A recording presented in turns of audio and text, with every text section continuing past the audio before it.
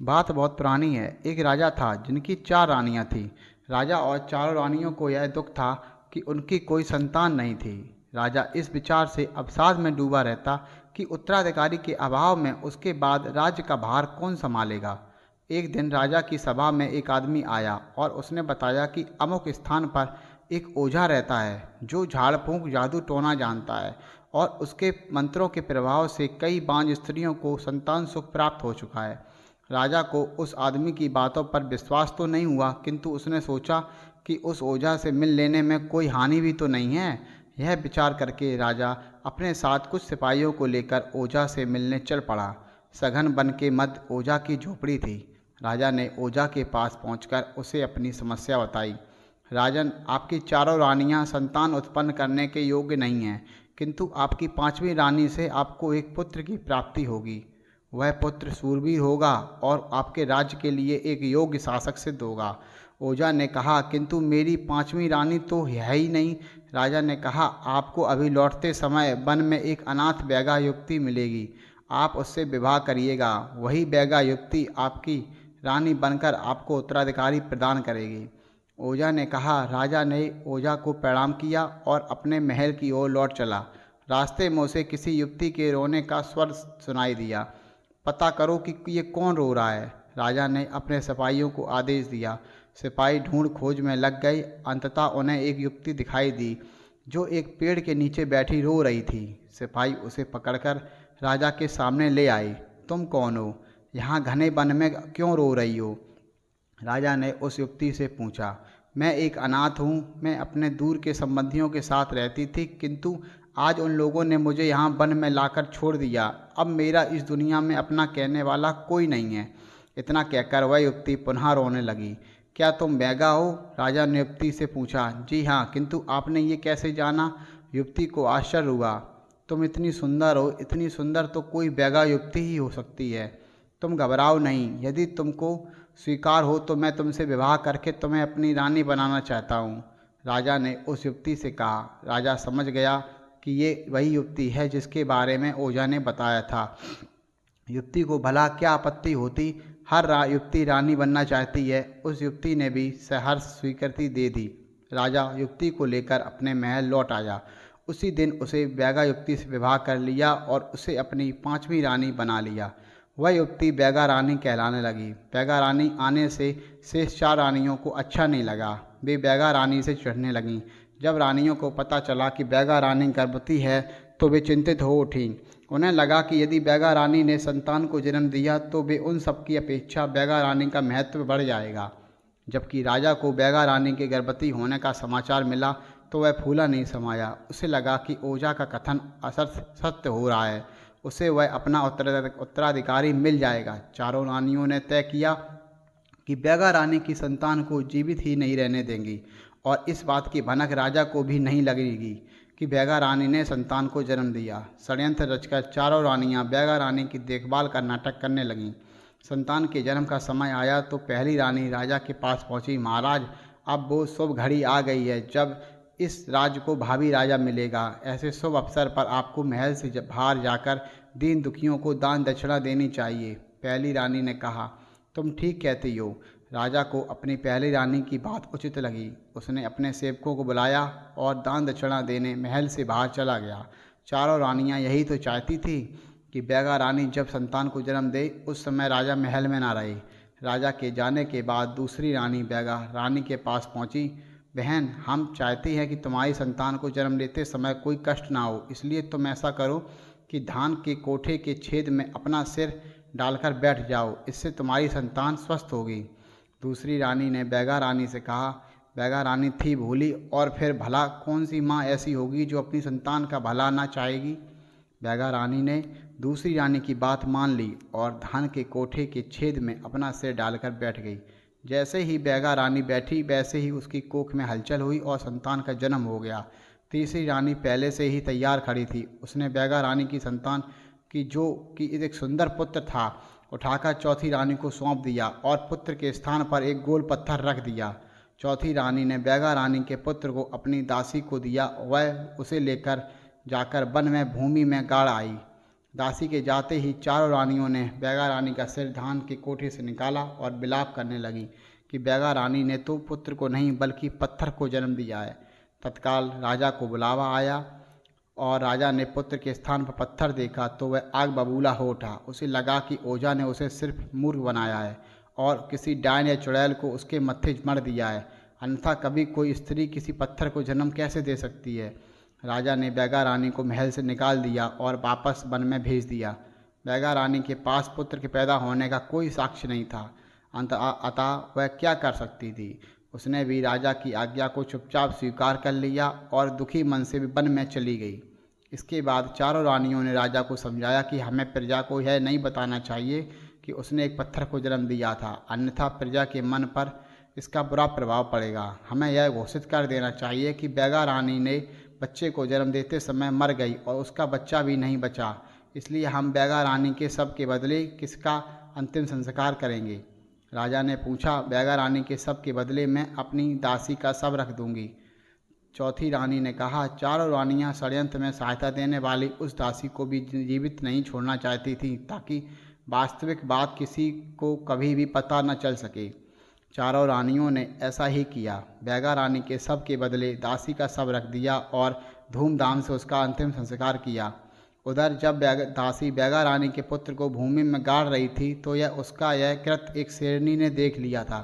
दासी के जाने के बाद शेरनी ने भूमि से बैगा रानी के पुत्र को निकाला और अपने साथ अपनी गुफा में ले गई। लो, मैं तुम लोगों के लिए एक छोटा सा भाई लाई हूँ, शेरनी ने अपने शावकों से कहा। शेरनी के 4 शावक थे। चारों अपने छोटे भाई के रूप में बैगा राजकुमार को देखकर बहुत प्रसन्न हुए। शेरनी ने भी अपने शावकों के बाद साथ बैगा राजकुमार का लालन पालन करने लगी। धीरे धीरे बैगा राजकुमार और शावक बड़े हो गए। बैगा राजकुमार एक सुंदर युवक बन गया और शावक बलशाली शेरों के रूप में विकसित हो गए। एक दिन बैगा राजकुमार ने अपनी शेरनी माँ से कहा कि मुझे एक धनुष बाण ला दो, जिससे मैं पूरे परिवार के लिए शिकार किया करूँगा। शेरनी बैगा राजकुमार के लिए धनुष बाण बनवाने लोहार के पास पहुंची। लोहार ने एक बहुत बड़ा और भारी भरकम धनुष बाण बना दिया।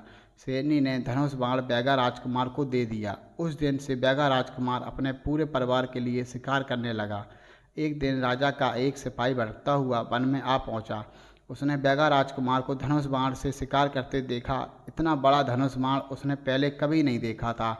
उसने विचार किया कि यदि यह धनुष बाण मैं अपने राजा को भेंट करूं तो वह मुझे बहुत सारा इनाम देगा।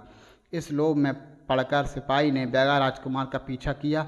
शिकार करते करते जब बैगा राजकुमार थक कर सुस्ताने बैठ गया तो उसे जब झपकी लग गई तो सिपाही ने चुपके से उसका धनुष बाण अपनी पीठ पर लादा और भाग खड़ा हुआ। जब बैगा राजकुमार की आँख खुली तो उसने अपना धनुष बाण नहीं देखा। उसने बहुत ढूंढा किंतु उसे नहीं मिला। वह दुखी मन से अपनी गुफा में लौट आया। उधर सिपाही ने धनुष बाण ले जाकर राजा को भेंट किया। जब धनुष बाण इतना बड़ा और भारी है तो इसे चलाना बहुत ही बड़ा होगा।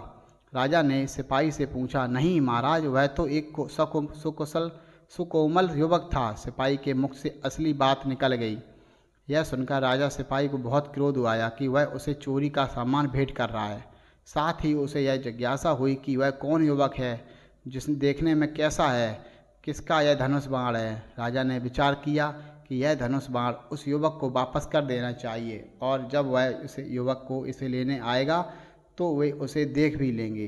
राजा ने ढिंढोरा पिटवाया कि यह धनुष बाण उसे मिला है, जिसका भी हो तो वह उसे आकर ले जाए, किंतु असली मालिक की पहचान के लिए उसे चलकर दिखाना होगा। यह समाचार पक्षियों के द्वारा शेरनी के पास पहुंचा। चारों शेरों ने भी सुना। वे अपने छोटे भाई का धनुष बाण वापस लाने उद्यत हो उठे, किंतु शेरनी ने उन्हें समझाया कि उनका मनुष्य के बीच जाना उचित नहीं है, बैगा राजकुमार को ही जाना होगा। इसके बाद बैगा राजकुमार राजा से मिलने अकेले चल पड़ा। राजा के महल के पास पहुंचकर उसे प्यास लगाई। बैगा राजकुमार महल के पास स्थित पोखर में पानी पीने को रुका। जिस समय वह पानी पी रहा था उसी समय महल की अटारी से राजा की चारों रानियों ने झांककर नीचे देखा। उसे बैगा राजकुमार दिखाई दे गया। चारों रानियों को बैगा राजकुमार की वेशभूषा बड़ी विचित्र लगी।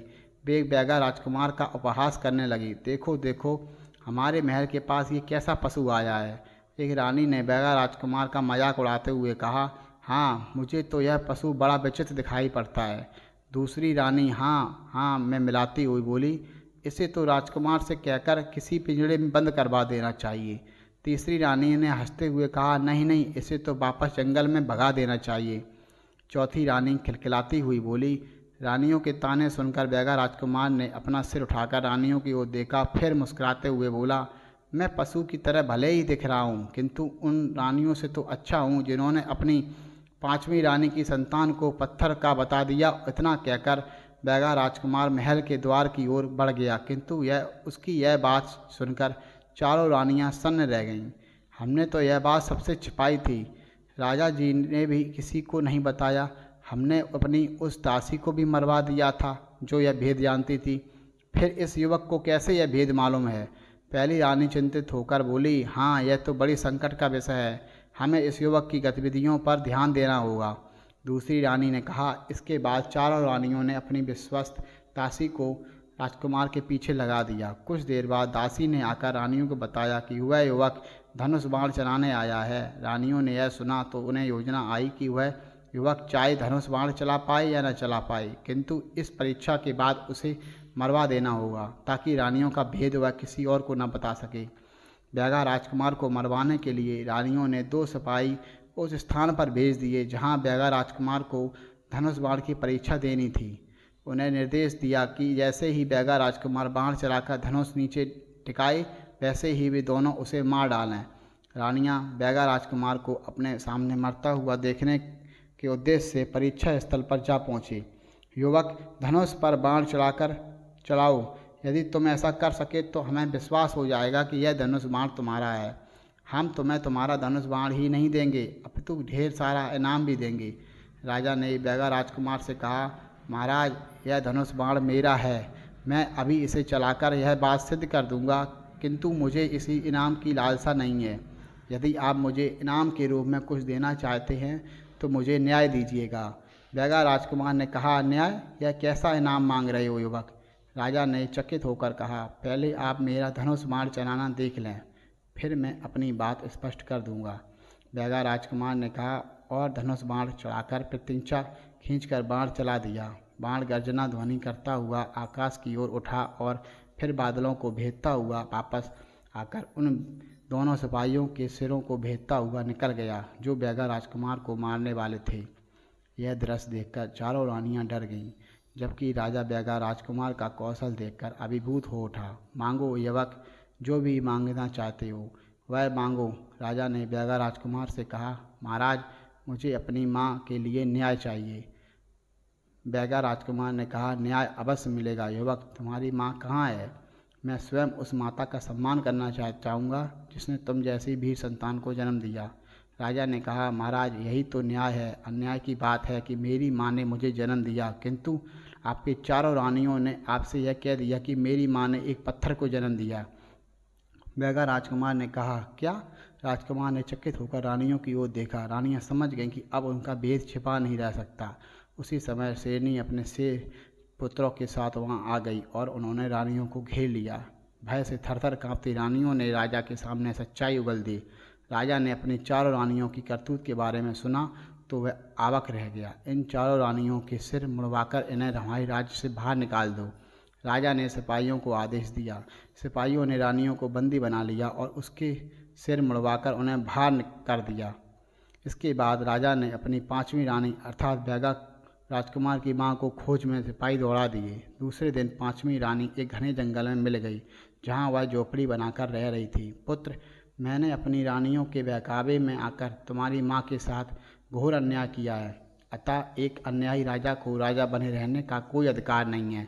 आज मैं तुम्हें राजा घोषित करता हूँ। राजा ने बैगा राजकुमार को अपनी राज सिंहासन सौंपते हुए कहा। इस प्रकार बैगा राजकुमार बैगा राजा बन गया।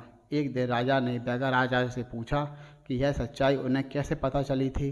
इस पर बैगा राजा ने बताया कि यह बात उसे उसकी शेरनी माँ ने बताई थी, किंतु यह भी समझाया था कि उचित समय आने पर ही मैं इस बात को प्रकट करूं, जिससे आपको विश्वास हो सके। यह सुनकर राजा बहुत प्रसन्न हुआ। उसने शेरनी और उसके पुत्रों को धन्यवाद दिया। बैगा राजा ने भी अपनी शेरनी माँ और शेर भाइयों की सुरक्षा के लिए उस जंगल में शिकार करने की मनाही कर दी जहाँ भी लोग रहते थे। इसके बाद बैगा राजा न्यायपूर्वक राज्य करने लगा। दोस्तों, आज की कहानी आपको कैसी लगी कमेंट्स बॉक्स में ज़रूर बताएं, और ऐसी ही हेल्पफुल और मोटिवेशनल कहानी के लिए चैनल को लाइक करें, शेयर करें, और अगर आप हमारे चैनल पर पहली बार आए हैं तो प्लीज़ चैनल को सब्सक्राइब जरूर करें। मिलते हैं नई कहानी में। ओके।